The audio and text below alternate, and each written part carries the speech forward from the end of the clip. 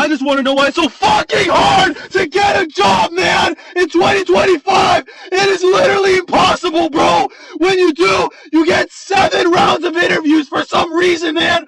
Just for them to go with another candidate. You cannot find a job in 2025. It is literally impossible, and I keep crashing out about it. How the fuck are we ever gonna find a job? Why is it so fucking hard, man? It should never be this fucking hard. I swear, bro. So I'm a few minutes early to my third and final interview for a position, and I am a fresh graduate, and I just want to come on here and give a little bit of insight to, that's so cute. You thought you were going to get the job, and you thought you were qualified to give people advice? Look what you got today. Yeah. This whole job search shit is so belittling, dehumanizing, and exhausting that it is like, I haven't even been applying. Number one, I thought I was going to get this job. Number two, I'm just tired of the rejection letters. I'm tired of getting a rejection email at 2 a.m. knowing that it was an AI system, and me knowing if a human would have saw that, I'm definitely qualified at least to be spoken to once. I'm tired of unprofessional recruiters who call you and, I'm going to pass your information along to the hiring manager. Make sure that you're looking out for an email. Never get an email. Never hear from anybody. I am tired of all of it. I'm tired of going on LinkedIn and seeing a post that was posted, not even kidding when I say this is no exaggeration, about 5 minutes ago. I'm tired of seeing them have over 100 applicants. I'm tired of going on job postings, reading job descriptions and be like, yeah, I got this. Going to the end, 3 to 5 years of experience. Some of them even say internships don't count.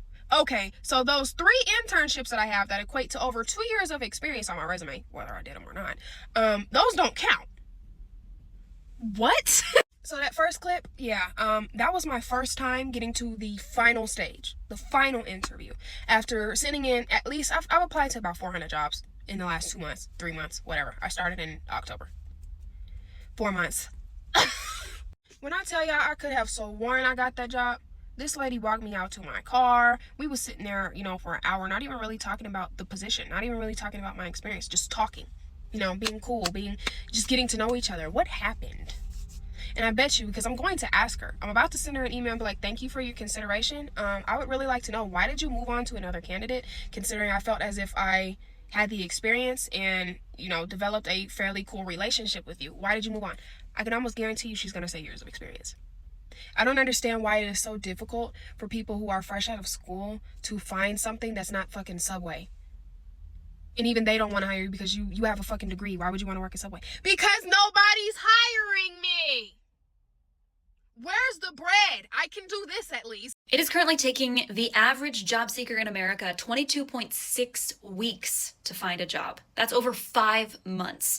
This is important to know because if you are job searching and you feel like you're hitting a wall, it's maybe not just you. Forbes put this article out about the state of the white-collar job market. Here are some of the key insights. So despite the fact that in September we saw about 254,000 new jobs posted, there has been a steady decline in the amount of jobs that are available. Jobs in construction, healthcare, government, food services, those are trending upward, which is great news. If you are searching for a more white-collar position, things are getting more competitive. Hiring is becoming more complex. Jobs are requiring multiple rounds of interviews, rigorous assessments. We're also seeing remote jobs slowly declining. In 2022, they were kind of at their peak, and job postings with remote and hybrid options are slowly decreasing. Part of that is due to Amazon's recent mandate to have their employees come back to the office full-time. Big tech often influences the rest of corporate America. We're seeing a lot more offices want people back in person. If you are applying to remote jobs, the competition will be even higher. While there have been a lot of layoffs in the tech world, more specialized tech professionals are still in high demand. And professionals with even basic AI skills are very appealing at the moment. So if you're looking for a way to upskill and to learn something new in this time that you are searching, AI skills should be at the top of your list. And there is some good news here. The US job market has demonstrated remarkable resilience. September's hiring figures surpassed expectations. Have heart and make sure that your application is as strong as possible, even if that means customizing your materials every single time. And when you apply for a position, when you interview for a position, follow up, send a thank you note, ask if there's anything else that you can provide, show interest. You need to stand out in this job market. These are the things that do that. If anyone's looking for an update on the current state of the job market, do I have a social interaction to share with all of you? So today I got a phone call from a recruiter who I had previously worked with.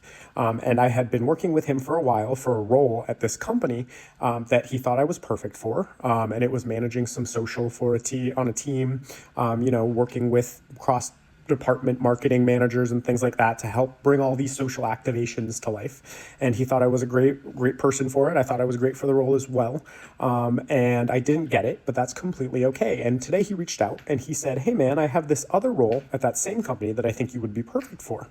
And I said, cool, tell me a little bit about it. And he starts describing the role, and it is the exact same role as the one that I had previously interviewed for. He is describing it the exact same way. So I then asked, like, hey man, how much is the salary? What's the salary band that we're working with? And he described to me that the salary band was very competitive and perfect for this level of expertise, but it was $20K less than the role that I had previously interviewed for, which was only just slightly above what I'm currently making now. So I was like a little bit confused, and I was like, oh, okay. Yeah, man, I'm not actively, and I told him, I'm like, I'm not actively looking, but why don't you send over the job description like you did last time so I can read through it and think about it? And he said, yeah, for sure, of course. So he sent over the job description, and I opened it. And I had looked for the previous email of the job description that he sent me the first time I interviewed with him, and they were the exact same role. This company was trying to hire the exact same role, exact same person for $20K less. So I noticed that everything was the exact same, like the number of years experience, the education level, and all of the responsibilities and roles under this job description were the exact same thing. So I sent him an email and I was like, hey man, did you happen to just accidentally send me the wrong one? And he goes, nope, that's the one. That's the one. So he knew too. So that's where we are. Everyone wants more and wants to pay significantly less. The time is 1:16 a.m. and I simply just had to come straight to a video so I don't crash out. My friend, who is my don't crash out person, is asleep right now, so I just simply gotta make this video. This job market is absurd. I applied and interviewed for a job in December. January 14th, the manager called me and gave me a verbal offer. Okay, she said you're gonna start by February 1st, but we don't have the official date yet, but it's before February 1st. Cool. I follow up, you feel me, after a bit, it's been a week, hadn't heard nothing, whatever, didn't get nothing. So then I got an out of office message, and there was a person in her out of office message. I looked that person up on LinkedIn. It appears they're the director of talent acquisition, which is this person's boss, the recruiter's boss. So I messaged him and said, hey, I've been talking to such and such. I got a verbal offer on the 14th. She told me I was supposed to start. Haven't heard from her. Can you help me out? This person basically says, I'm not aware of any offer. I don't know nothing about what you're talking about, but I'll let you know. All the while, I also emailed the man that I interviewed with, who would have been my boss, and pretty much said the same thing. This man just messaged me. He just messaged me and said, thank you for reaching out. I was surprised to hear that you were given an impression of a verbal offer as we did not extend one. Please hold for recording. We have official confirmation our client has signed, and so we are just waiting on official start dates. But Okay. he wants you to be a consultant. But it's something you are still interested in. Definitely. Okay, fantastic. Hold on. Let me fast forward.